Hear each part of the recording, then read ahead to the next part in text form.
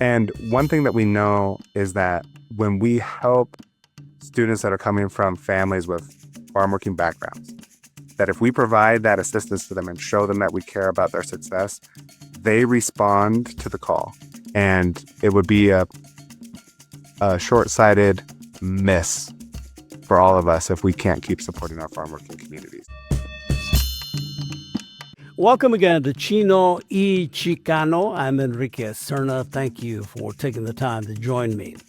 Well, another big win for the Trump administration at the U.S. Supreme Court. The High Court rules that the administration can now move ahead with the firing of some 1,300 federal employees at the U.S. Department of Education. This, of course, is part of the administration's plan to gut the Department of Education. This creates even more uncertainty for programs that receive federal funding, those that have been waiting to hear about their federal funding for months now. Among them is the College Assistance Migrant Program that supports first-year college students. These are the sons and daughters of migrant farm workers. This program has been around now for decades, and it's produced teachers, doctors, lawyers, university professors, and many others in many professions throughout the country. This is a program that here in Washington State, 8 institutions have camp programs. That's just here in Washington State. Of course, Washington State University has a camp program that is actually an award-winning, nationally award-winning program. One thing to note that since this is a federally funded program, these sons and daughters of the farm workers cannot be undocumented. These are young people that are actually born here in the United States. Since it's a federal program, you can't have undocumented students be a part of it. Of course, the Trump administration has been hitting hard on that, as they are across the country in this effort of mass deportations and anti-immigrant and all of that chaos that has been created here. Now, I spoke with Michael Heim. He is the director of Washington State University's CAMP program. And again, CAMP stands for College Assistance Migrant Program. And we talked about the potential impact on the CAMP program at Washington State University, but really in all the CAMP programs across the country, since this is a national program. Here we are waiting for the camp programs to receive their notice about whether they're going to get the federal funding. And here's my conversation with Michael Heim of Washington State University's camp about what it could mean if they don't get that funding. Michael Heim, thank you so much for taking the time to talk to me. I appreciate it.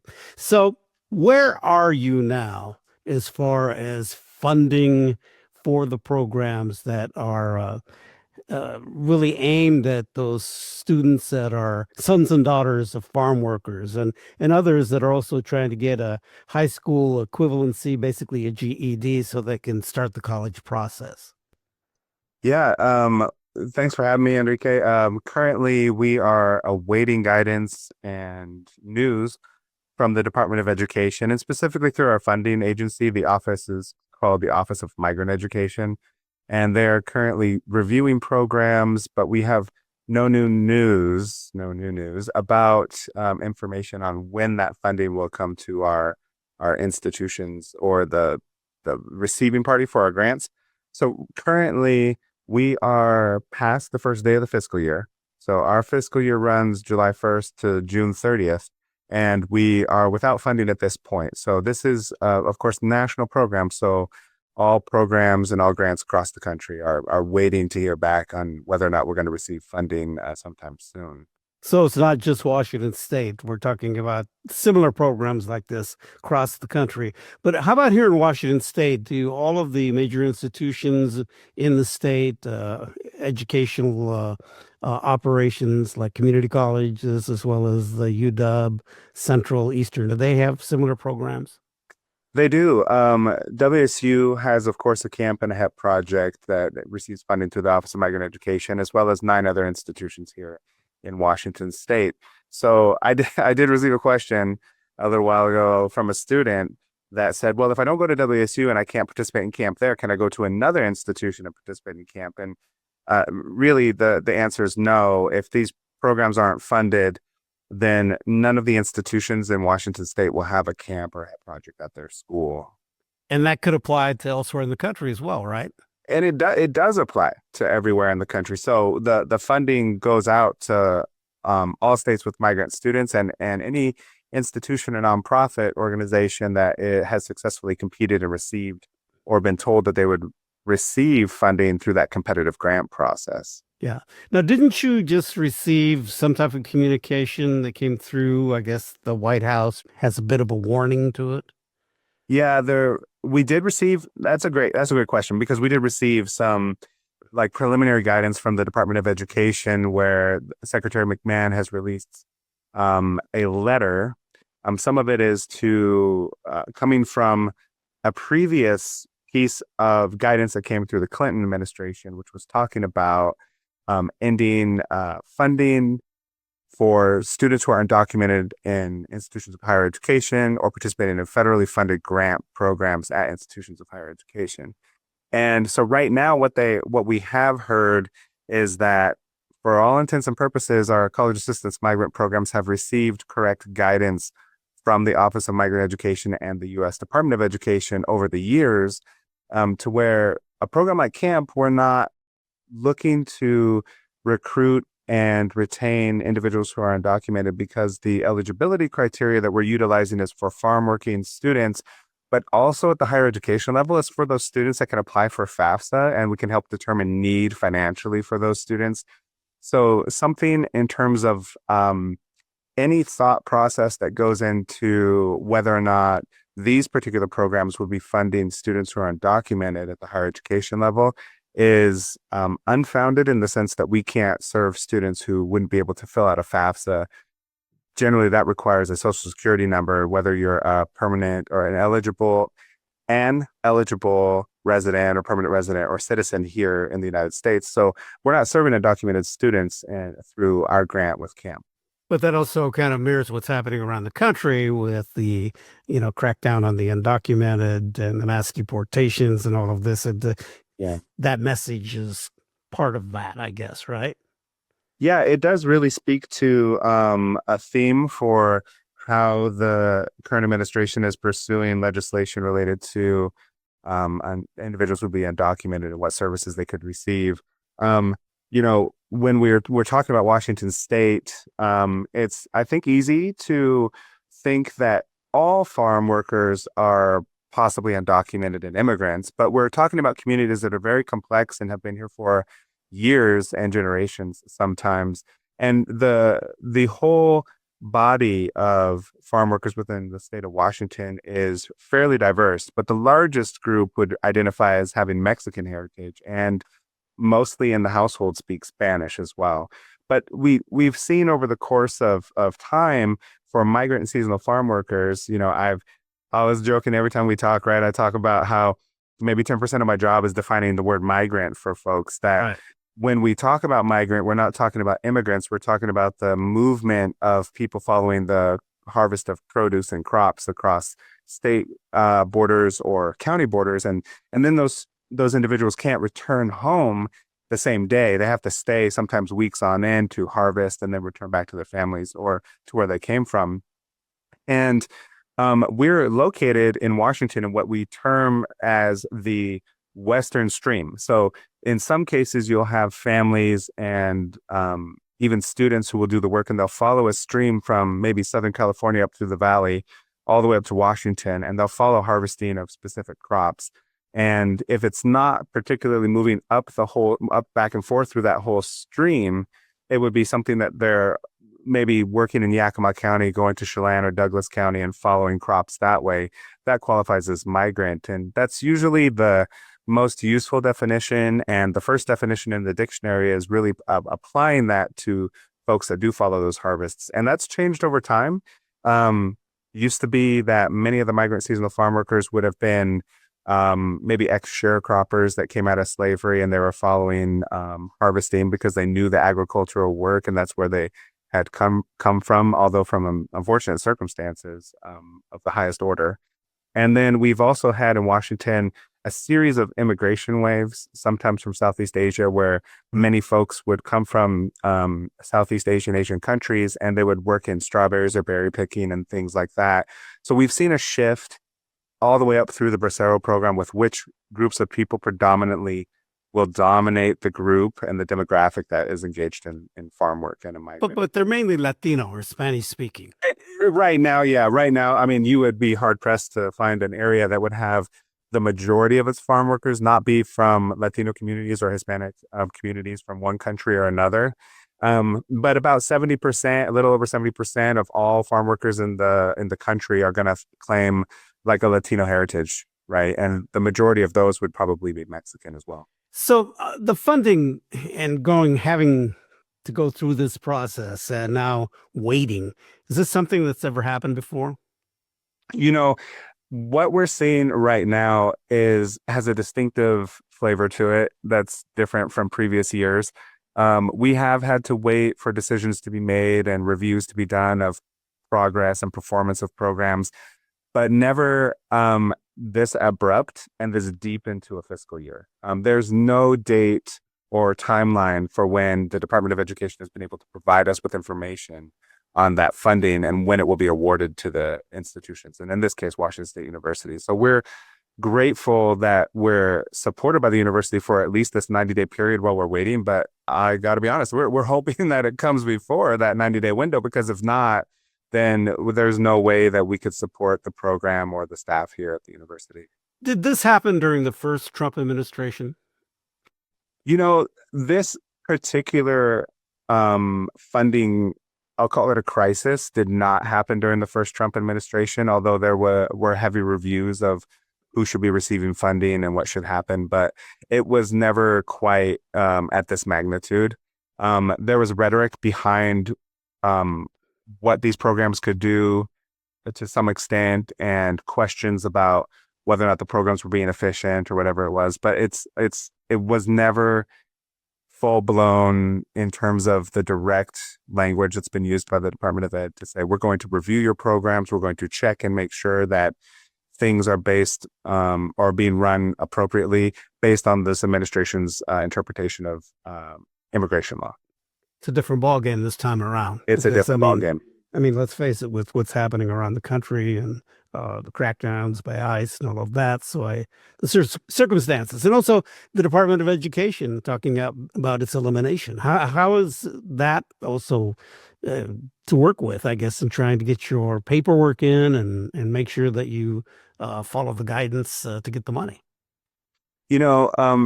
I do want to make a point back when you talked about raids for the effect on students too, so we can return to that. But with the paperwork itself, I mean, we have amazing folks that work within the Department of Ed that have been there for many years that receive that paperwork and our reports and everything and put them together and review them. And that particular piece on that level is in place, and we have benefited from working with experienced individuals over the years, including through the first Trump administration into Biden's administration, and now currently, where we see a change and a shift in how funding is being allocated to these programs would be within the directive from top down in the Department of Education with how these programs should be administered and how the fiduciary responsibility of each one of the grantees falls into the administration's idea of what we should be doing with the taxpayer dollars that we always have to use and give to students and offer services here at our institution. And so it is similar. We haven't actually gone through a process that would give us any insight into how it will be different to submit information. We currently had a competitive grant submission process, and in that competition, it has been done. It's completed. To the best of my knowledge, there should be like scores and ideas about which grantees would be receiving funding for their continuation awards or their new awards. So that piece is kind of in place, but it's been paused, right? So we're in a moment when we're not completely sure what would happen moving forward, and that's the piece that's different, and the piece that's putting pressure on folks that need a paycheck to survive, right, and live within these institutions for these programs. And it's not, I think, something that we take lightly in terms of thinking about the future of these programs, right? Because we're constantly in the grant world cognizant of the fact that it could be like what people term soft money, but at the same time, knowing that funding could be sequestered or reduced or cut from a president's budget overall, we know that that's coming, but it doesn't make it any easier to deal with, right? Right. Right. And in a similar vein, it's not easy for our students to participate in our programs either when they have the type of pressure that you had mentioned before with how the administration is approaching immigrant communities and what that looks like. So the feedback that we've received from students is that they are concerned about how things are happening with their families, how they're being profiled and how they're being looked at and who's being detained or not or questioned, or the burden of actually moving through the community and navigating certain situations.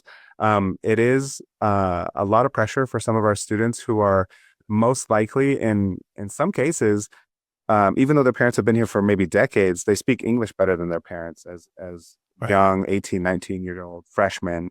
And so they're having to do things like pick up the work of interpreting and being liaisons in between what's happening and trying to keep people calm. And it's a skill set that I think that they've developed over many years of working in the United States with their families, but also it's new because of the way that it's being rolled out. Right. Well, the pressure of it is a whole different ball Mhm. game. Let's face it. Let's talk about how much money are we talking about?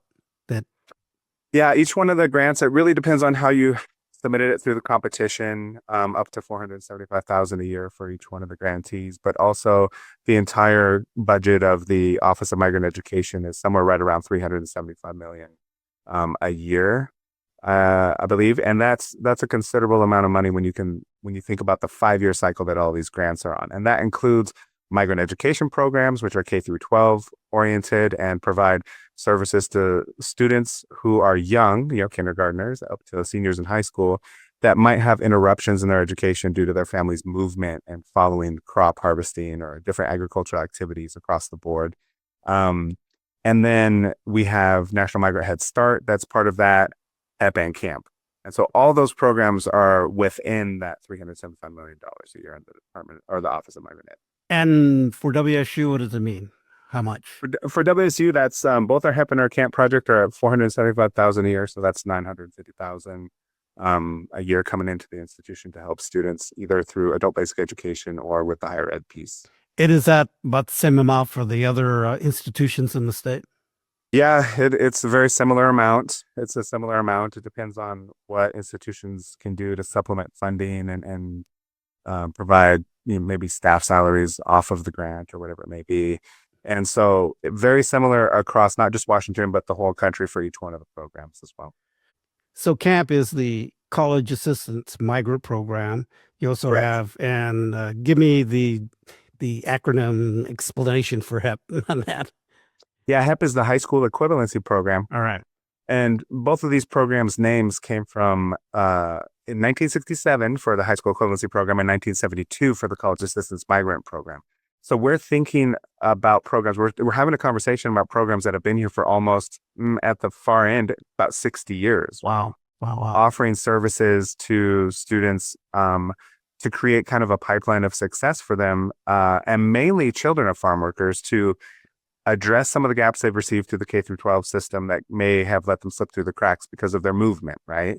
And then up into a college environment where they can get support for only the first year. That's what camp is a first year experience program for freshmen coming in.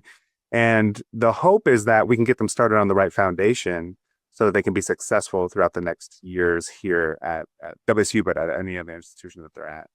And so what I always like to point out to folks is that Washington State University's legacy is that it was one of the first institutions in the country out of the first 11 to receive funding for the high school equivalency program in 1967. And so it was looked at as a land grant institution, an ag school, providing access as part of the mission of the institution. All of those pieces kind of came together in the perfect storm of greatness, right? So that HEP could be located at the institution and offer support. And so since 1967 until now, there has been in one shape or another a high school equivalency program with a very few years of a gap in the kind of the mid 2010s where we didn't have HEP, but it was one of the longest running HEP projects in the country. So the legacy runs deep at WSU to help support our farm working communities and to help students be successful. And again, the land grant mission, which we're all about, which is provide that 100%. that access opportunity and the sense of belonging that you can,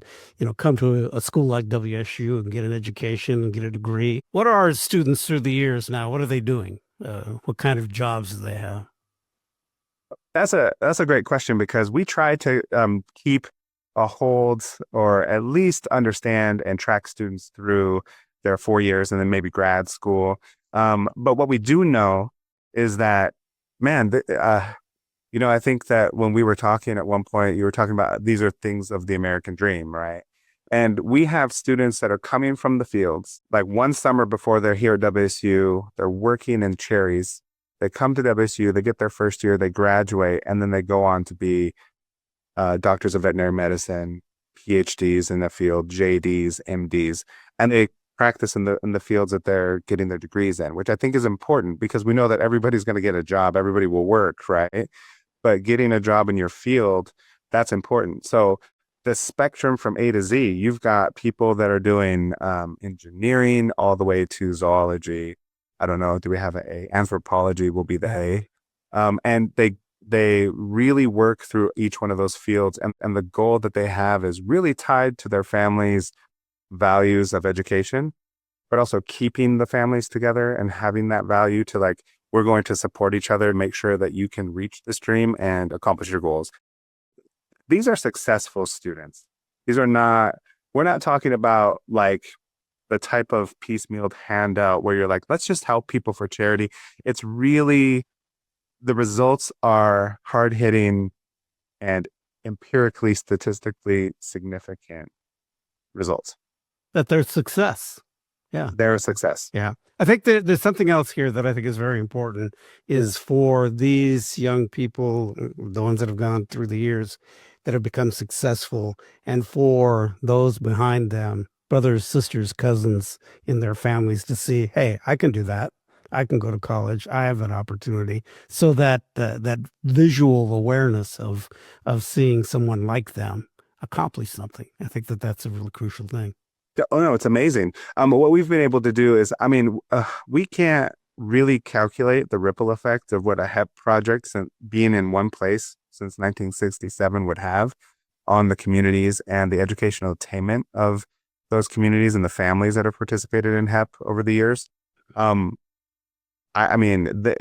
ripple effect is immense, but also, what we've started to do is really pay attention to, when students come in, they're not only coming in now as like just the first of their family ever to go to school. This is like the youngest sibling that's come through Washington University's camp. And so families have kind of built this idea, or at least been able to expose children to the idea that this is possible, and there's support structures in place at WSU and the other institutions here at Washington that can help their students be successful and graduate. And as that's happened and people have experienced the university, the cousins, the nephews, some cases it's like uncles and aunts coming in. Like people are coming in and they're saying, hey, my brother came, my sister came. Maybe their sister went to Eastern but was in camp, but they wanted to come to WSU and they're part of camp. And so the camp ideal and legacy there is that families can educate themselves and kind of elevate their standard of living. Let's also note here that the WSU program camp has done very well and has been recognized nationally. So tell me about all that. Tell me about the awards. Is it just camp or also HEP as well? Well, right now, not HEP yet, but right now it's camp, right? We're working on the HEP side.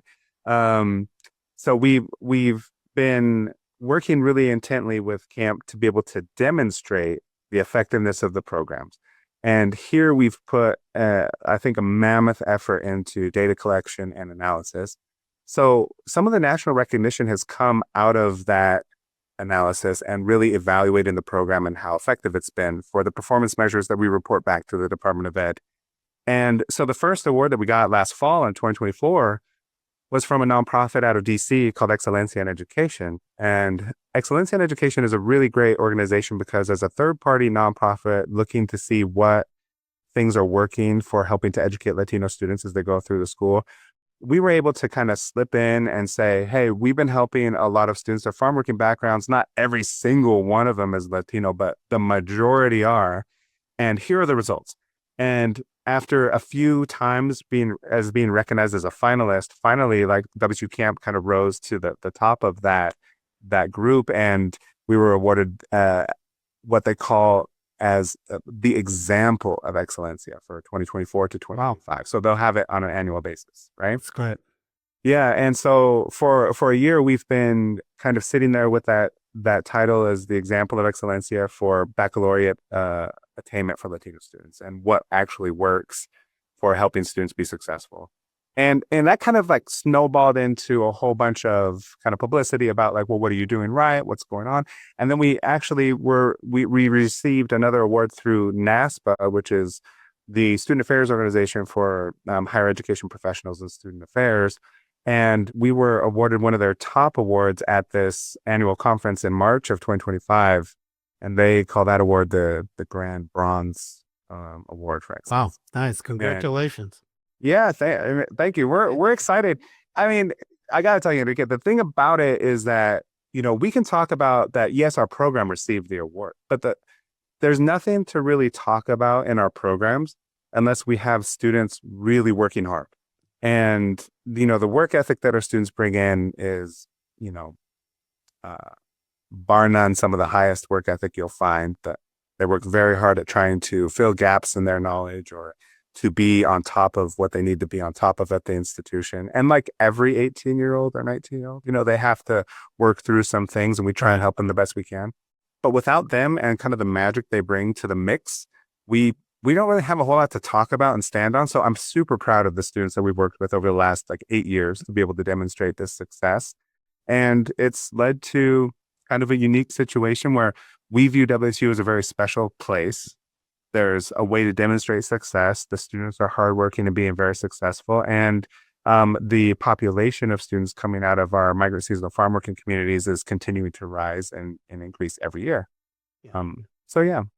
And you do outreach. I mean, you have trying to reach the parents who sometimes you have to convince them to let their child, particularly their daughters, go to college. There's also this effort called La Bienvenida, where it is basically a kind of a 2-day workshop or so. It's in Spanish to reach out to the parents and educate them about what they need. Yeah, it's La Bienvenida is essentially welcoming of Spanish-speaking families into the university when they have a student that's going to be attending. It's part of the new Cougar orientation series that we have at WSU. And it's designed really it started out designed for helping the families understand how to support their students when they go to the university. Because many times the families coming out of our migrant seasonal farm working communities, they haven't been to college. Like their kids are first generation, and sometimes not just like first generation for their own family, but first generation going generations back. I don't know if we could add a new term for that. And learning how to support your student while they attend the university is distinct from supporting your student in high school, for example. It's very clear what they got to do in high school, but in college, maybe you'll see your student like having fun one day. And a lot of our parents like, you should be buried in the books for 24 hours a day. What are you doing with all this money? And so in the end, what we try to do is help them understand, like, this is what you're going to see. This is what students will do. The outcomes are these, we're far enough away at WSU that students can feel some autonomy from their families, but also close enough that, yeah, for sure, a weekend trip is possible to get back home and help out with whatever they need to help out with. But at the same time, we try and help them understand that, it can't be all the time that a student's going back. I mean, they are at school for a reason, right. So they have to, study and do different things related to their classes. And that piece is very crucial, I think, to student success. And I got to be honest, the number of students that come from farm working backgrounds that attend La Bienvenida is like a 40 to 50% range of all the students. And this last year, we did have about 150 students that attended that Spanish language parent family orientation. Wow.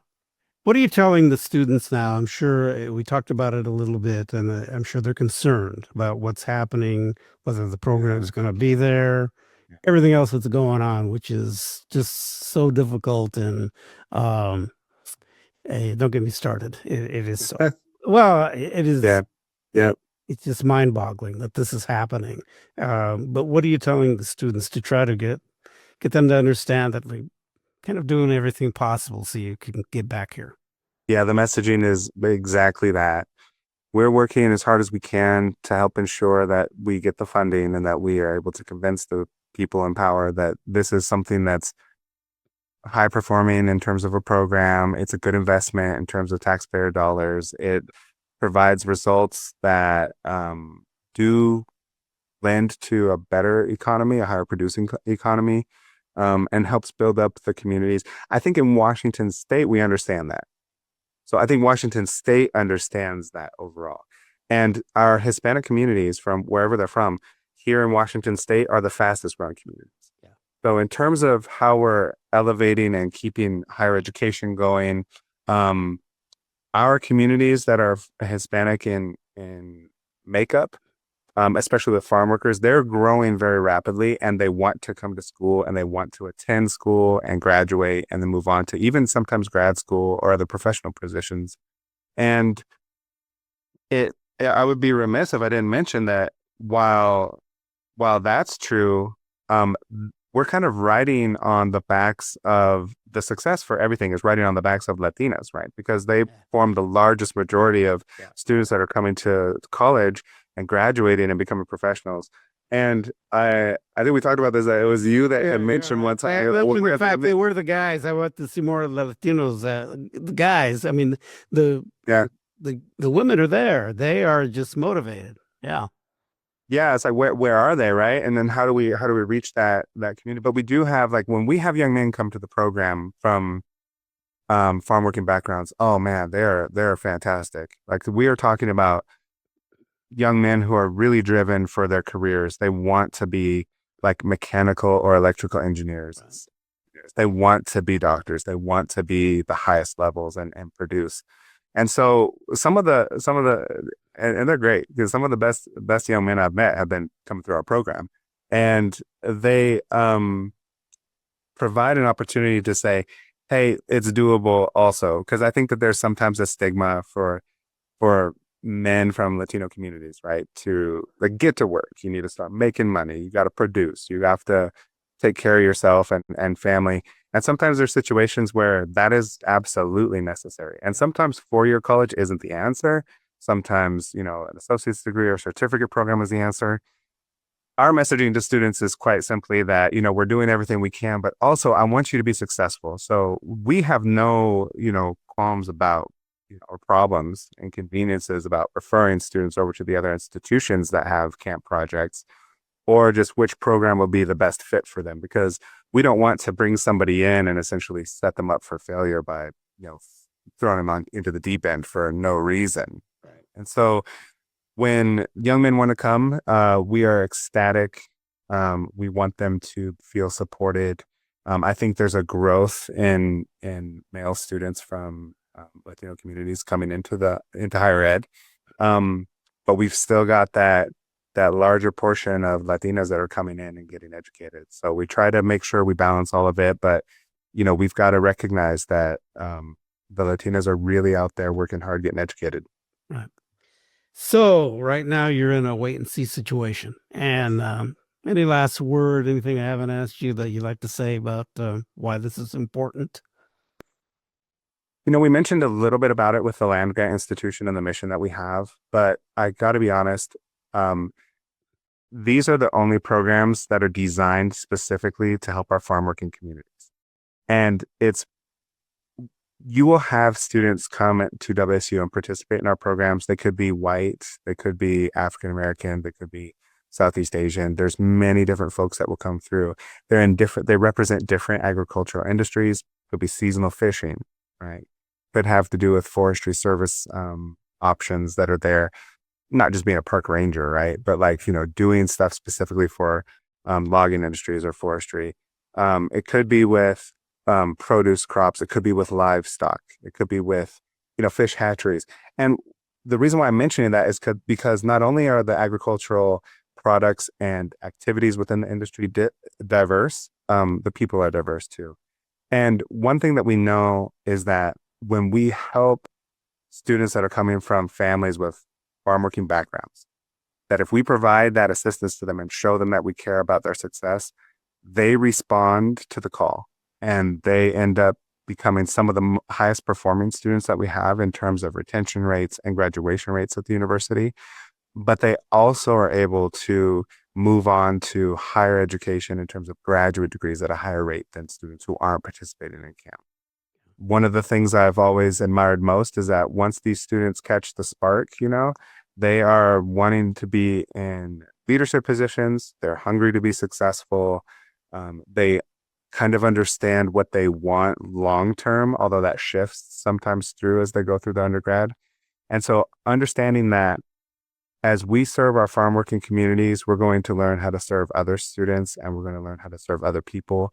And it would be a short-sighted miss for all of us if we can't keep supporting our farm working communities. Well, as I said before to you, this is an American story. This is what America is, in many ways, has been all about, giving that sense of opportunity and access and a chance to give back to community and make the country better. And let's not lose sight of that. That's my biggest concern. So let's stay in touch. Let me know how things go here. Hopefully you'll get some good word sometime soon. We're crossing our fingers. We're hoping you'll be one of the first people to know. All right. Michael Heim, thank you so much. Take care. You too. Take care. All right. The Chino y Chicano podcast is available on your favorite podcast provider. You can watch the video version on YouTube and Converge Media, a leading producer of culturally relevant content in the Pacific Northwest. We'll talk more later.